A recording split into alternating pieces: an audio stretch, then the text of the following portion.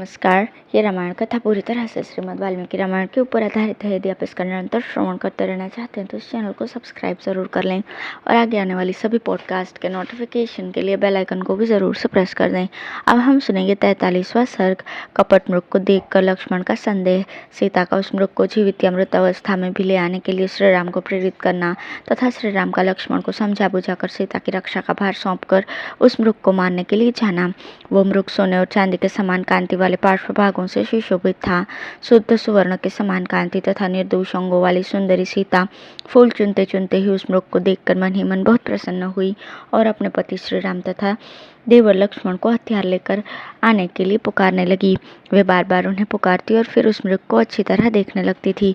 वे बोली, आर्यपुत्र, अपने भाई के साथ आइए, शीघ्र आइए। विदेह कुमारी सीता के द्वारा पुकारे जाने पर नरश्रेष्ठ श्री राम और लक्ष्मण वहां आए और उस स्थान पर सब और दृष्टि डालते हुए उन्होंने उस समय मृग को देखा। उसे देखकर लक्ष्मण के मन में संदेह हुआ और वे बोले, भ्राताश्री, मैं तो समझता हूँ कि इस मृग के रूप में वो मारीच नाम का राक्षस ही आया है। स्वेच्छानुसार रूप धारण करने वाले इस पापी ने कपट वेश बनाकर वन में शिकार खेलने के लिए आए हुए कितने ही हर्षोत्फुल्ल नरेशों का वध किया है। वो अनेक प्रकार की मायाएं जानता है। इसकी जो माया सुनी गई है वह इस प्रकाशमान मृग रूप में परिणित हो गई है। ये गंधर्व नगर के समान देखने भर के लिए ही है। इसमें कोई वास्तविकता नहीं। इस भूतल पर कहीं भी ऐसा विचित्र रत्नमय मृग नहीं है, अतः निसंदेह ये माया ही है। मारीच के छल से जिनकी विचार शक्ति हर ली गई थी, उन पवित्र मुस्कान वाली सीता ने उपयुक्त बातें कहते हुए लक्ष्मण को रोककर स्वयं ही बड़े हर्ष के साथ कहा, आर्यपुत्र, यह मृग बड़ा ही सुंदर है। इसने मेरे मन को हर लिया है। इसे ले आइए, यह हम लोगों के मन बहलाने के लिए रहेगा। यद्यपि हमारे इस आश्रम पर बहुत से पवित्र एवं दर्शनीय मृग एक साथ आकर चरते हैं तथा श्रूमर, चमर, रीछ, चितकबरे मृगों के झुंड, वानर तथा सुंदर रूप वाले महाबली किन्नर भी विचरण करते हैं। तथापि आज के पहले मैंने दूसरा कोई ऐसा तेजस्वी, सौम्य और दीप्तिमान मृग नहीं देखा था जैसा कि ये श्रेष्ठ मृग दिखाई दे रहा है। नाना प्रकार के रंगों से युक्त होने के कारण इसके अंग विचित्र जान पड़ते हैं। ऐसा प्रतीत होता है मानो ये अंगों का ही बना हुआ हो। मेरे आगे निर्भय एवं शांत भाव से स्थित होकर इस वन को प्रकाशित करता हुआ ये चंद्रमा के समान शोभा पा रहा है। इसका रूप अद्भुत है, इसकी शोभा अवर्णनीय है, इसकी स्वर संपत्ति बड़ी सुंदर है। विचित्र अंगों से सुशोभित ये अद्भुत मृग मेरे मन को मोह लेता है। यदि ये मृग जीते जी ही आपकी पकड़ में आ जाए तो एक आश्चर्य की वस्तु होगा और सबके हृदय में विस्मय उत्पन्न कर देगा। जब हमारे वनवास की अवधि पूरी हो जाएगी और हम पुनः अपना राज्य पालेंगे, उस समय ये मृग हमारे अंतःपुर की शोभा बढ़ाएगा। इस मृग का ये दिव्य रूप भरत के, आपके, मेरी सासुओं के और मेरे लिए भी विस्मयजनक होगा। यदि कदाचित ये श्रेष्ठ मृग जीते जी पकड़ा न जा सके तो इसका चमड़ा बहुत ही सुंदर होगा। घास फूस की बनी हुई चटाई पर इस मरे हुए मृग का सुवर्णमय चमड़ा बिछाकर मैं इस पर आपके साथ बैठना चाहती हूँ।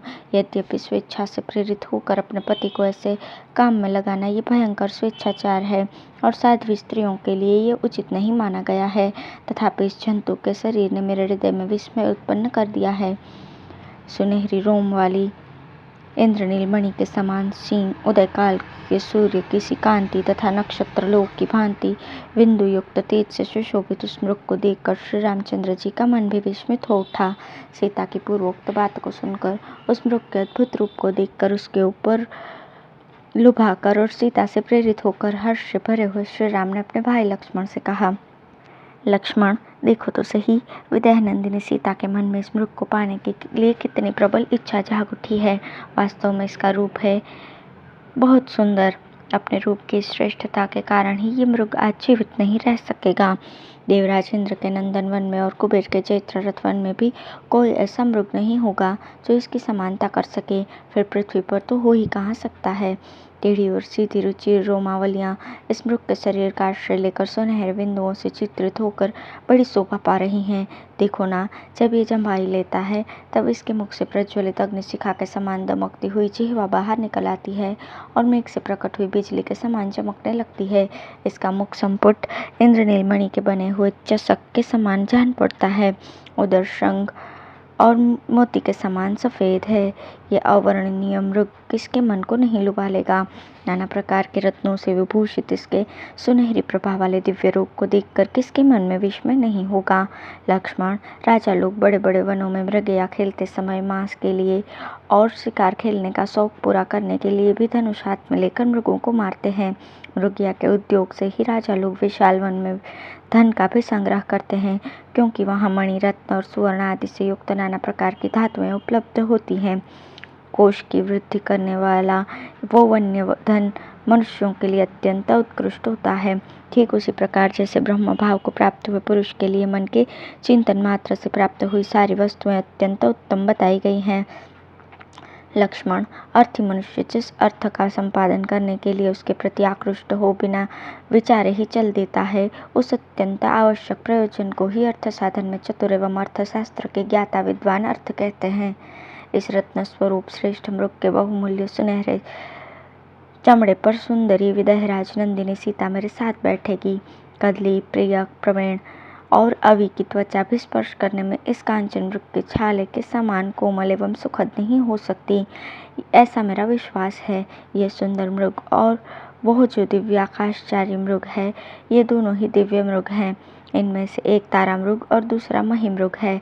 लक्ष्मण, तुम मुझसे जैसा कह रहे हो, यदि वैसा ही ये मृग हो, यदि ये राक्षस की माया ही हो, तो भी मुझे इसका वध करना ही चाहिए, क्योंकि अपवित्र चित्त वाले इस क्रूर कर्मा मारीच ने वन में विचरते समय पहले अनेकानेक श्रेष्ठ मुनियों की हत्या की है। इसने मृगया के समय प्रकट होकर बहुत से महाधनुर्धर नरेशों का वध किया है, अतः इस मृग के रूप में इसका भी वध अवश्य करने योग्य है। इसी वन में पहले वातापी नामक राक्षस रहता था, जो तपस्वी महात्माओं का तिरस्कार करके कपटपूर्व उपाय से उनके पेट में पहुंच जाता था, और जैसे खच्चरी को अपने ही गर्भ का बच्चा नष्ट कर देता है, उसी प्रकार उन ब्रह्मर्षियों को नष्ट कर देता था। वो वातापी एक दिन दीर्घकाल के पश्चात लोभवश तेजस्वी महामुनि अगस्त्य जी के पास जा पहुंचा और उनका आहार बन गया, उनके पेट में पहुंच गया। श्राद्ध के अंत में जब वो अपना राक्षस रूप प्रकट करने की इच्छा करने लगा, उनका पेट फाड़ कर निकल आने को उद्यत हुआ, तब उस वातापी को लक्ष्य करके भगवान अगस्त्य मुस्कुराए और उससे इस प्रकार बोले, वातापी, तुमने बिना सोचे विचारे इस जीव जगत में बहुत से श्रेष्ठ ब्राह्मणों को अपने तेज से तिरस्कृत किया है, उसी पाप से अब तुम बच गए। लक्ष्मण, जो सदा धर्म में तत्पर रहने वाले मुझ जैसे जितेंद्रिय पुरुष का भी अतिक्रमण करे, उस मारीच नामक राक्षस को भी वातापी के समान ही नष्ट हो जाना चाहिए। जैसे वातापी अगस्त्य के द्वारा नष्ट हुआ, उसी प्रकार ये मारीच अब मेरे सामने आकर अवश्य ही मारा जाएगा। तुम अस्त्र और कवच आदि से सुसज्जित हो जाओ और यहाँ सावधानी के साथ मिथिलेश कुमारी की रक्षा करो। हम लोगों का जो आवश्यक कर्तव्य है वो सीता की रक्षा के ही अधीन है। मैं इस मृग को मार दूंगा अथवा इसे जीते जी पकड़ लाऊंगा। देखो, इस मृग का चर्म हस्तगत करने के लिए विदेहनंदिनी को कितनी उत्कंठा हो रही है, इसलिए इस मृग को ले आने के लिए मैं तुरंत ही जा रहा हूँ। इस मृग को मारने का प्रधान हेतु है इसके चमड़े को प्राप्त करना। आज इसी के कारण यह मृग जीवित नहीं रह सकेगा। लक्ष्मण, तुम आश्रम पर रहकर सीता के साथ सावधान रहना। सावधानी के साथ तब तक इसकी रक्षा करना जब तक कि मैं एक ही बाण से इस चित्कब्र मृग को मार नहीं डालता हूँ। मारने के पश्चात इसका चर्म लेकर मैं शीघ्र ही लौट आऊंगा। लक्ष्मण, बुद्धिमान पक्षी गृध्रराज जटायु बड़े ही बलवान और सामर्थ्यशाली हैं, उनके साथ ही यहाँ सदा सावधान रहना। मिथिलेश कुमारी सीता को अपने संरक्षण में लेकर प्रतिक्षण सब दिशाओं में रहने वाले राक्षसों की ओर से चौकन्ने रहना। इस प्रकार श्री वाल्मीकि निर्मित रामायण आदि काव्य करणीय कांड में 43वां सर्ग पूर्ण हुआ। धन्यवाद।